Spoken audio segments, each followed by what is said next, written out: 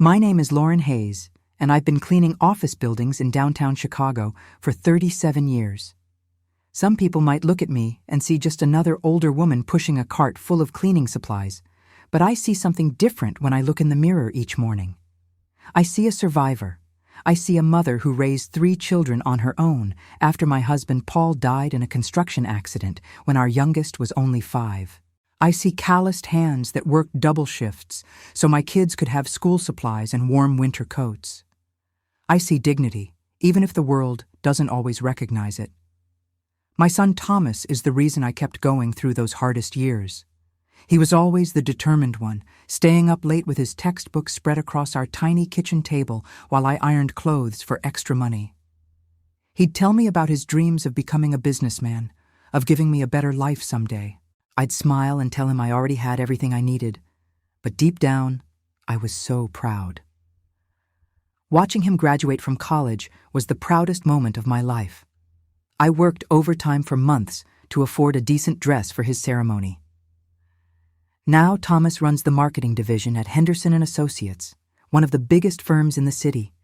He worked his way up from an entry-level position, just like I taught him. Never asking for handouts, never forgetting where he came from. He offered many times to help me retire, to pay for a small house somewhere quiet, but I always refused. I'm not ready to stop working.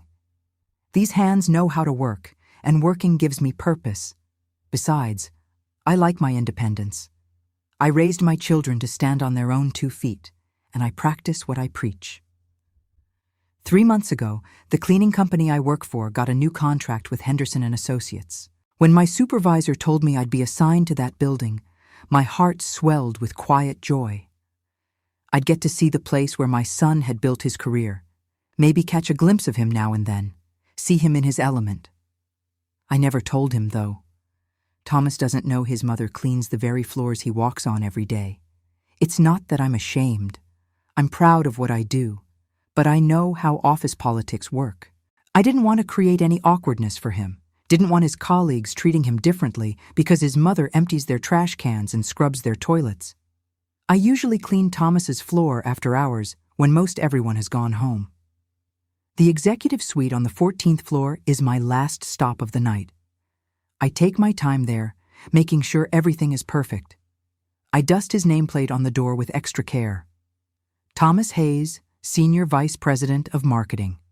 Sometimes I allow myself a small smile when I read it. That's my boy. Last Tuesday started like any other evening. I arrived at Henderson & Associates at 6 o'clock, changed into my uniform, and began my rounds on the lower floors. By 9:30, I was ready to head up to the 14th floor. The elevator ride up always makes me a little nervous. Not because of the height, but because occasionally someone is still working late, and I have to navigate around them, trying to be invisible. That's the thing about being a cleaner. You become background noise. People have entire conversations around you as if you're not even there. You'd be amazed what people say when they think nobody important is listening. The executive floor was quiet when I stepped out of the elevator. Most of the lights were off, just the emergency exits glowing in the darkness. I started in the conference room, collecting coffee cups and wiping down the long mahogany table. Then I moved to the individual offices, working my way down the hallway. I was heading toward the break room when I felt it, that urgent pressure that doesn't wait for anyone, regardless of their age or station in life. I needed to use the restroom, and I needed to go now. There's an employee's restroom on every floor, usually tucked away in a back corner. But on the executive level, I discovered a small private bathroom near the break room. It was closer, and in that moment, closer mattered. I'd used it a few times before when working late, and nobody was around. I pushed open the door and stepped inside, grateful for the relief. The bathroom was nicer than the employees' facilities, real hand towels instead of paper, soap that actually smelled pleasant. I washed my hands carefully, catching my reflection in the mirror. 62 years old, gray hair pulled back in a neat bun, tired eyes, but honest eyes. I opened the bathroom door and stepped into the hallway, adjusting my cleaning cart. That's when I heard the voice, sharp, cold, dripping with contempt. "Excuse me," This isn't the employee's bathroom, you filthy woman. I looked up to see a young woman standing near the break room entrance. She couldn't have been more than 25, wearing an expensive navy suit and heels that probably cost more than my monthly rent. Her blonde hair was styled perfectly, her makeup flawless. She was staring at me with such disgust, as if I'd committed some unforgivable crime. Her face was twisted with revulsion, like I was something dirty that needed to be scrubbed away.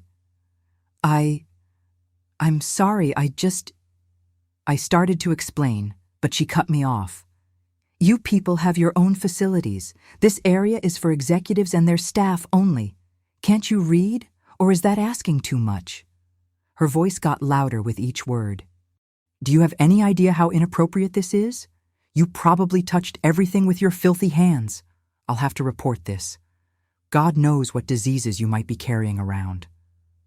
I felt something inside me crack, not from anger, but from a deep, familiar ache. I've faced discrimination before. When you spend decades cleaning up after people, you learn that some folks will always look down on you. But this felt different. This was happening in my son's workplace, the building where he'd worked so hard to earn respect. I stood there, unable to move, my hands gripping the cart handle so tightly my knuckles turned white. I apologize, I managed to say quietly. I didn't mean any disrespect, I was just what? Thinking you're entitled to use facilities meant for your betters?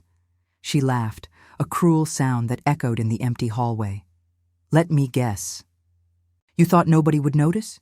You thought you could just sneak in and pretend you belong here? She took a step closer, looking me up and down like I was garbage. Well, I noticed, and I'm going to make sure everyone knows about this. Maybe it's time this company hired a cleaning service with workers who know their place. Her place? The voice came from behind the young woman, deep, controlled, but with an edge that made her freeze mid-sentence. Thomas stepped out from his office doorway, his briefcase in one hand. He must have been working late, must have heard everything. Our eyes met for just a second, and in that moment, I saw something I'd never seen in my son's face before. Raw fury, barely contained. The young woman spun around, her expression transforming instantly from contempt to charm. Oh, Mr. Hayes, I didn't realize you were still here. I was just dealing with a situation. This cleaning woman was using the executive restroom, and I was explaining company protocol. Company protocol? Thomas's voice was ice. You're new here, aren't you? Started 3 weeks ago as my assistant? Yes, sir. I'm Jessica Morrison. I'm so eager to prove myself and maintain the standards of this division.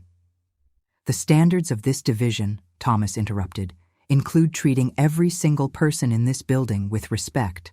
From the CEO to the security guard who checks you in every morning. That's not just company protocol, that's human decency. Jessica's smile faltered. Of course, Mr. Hayes. I just thought... Let me ask you something, Jessica. Thomas set his briefcase down, taking a step toward her. What do you know about Lauren Hayes? The young woman blinked, confused. She glanced at me, then back at Thomas. I don't know who that is. That's her name, Thomas said, gesturing to me. The woman you just called filthy. The woman whose place you think you know. What do you know about her? Nothing, sir. She's my mother. The words hung in the air like thunder. Jessica's face drained of all color. That woman you just humiliated is the reason I'm standing here today. While you were probably having your parents pay for your college education, my mother was working 3 jobs to put food on our table. She cleaned offices like this one after my father died, then went to a diner to waitress the overnight shift, then came home to take care of 3 kids. She never complained, never asked for pity, never treated anyone the way you just treated her. I wanted to tell Thomas it was okay, that we should just let it go, but I couldn't find my voice. Tears were streaming down my face, and I didn't trust myself to speak without breaking completely. Pack your desk, Thomas said to Jessica, his voice quiet now but absolute. Security will escort you out. You're terminated.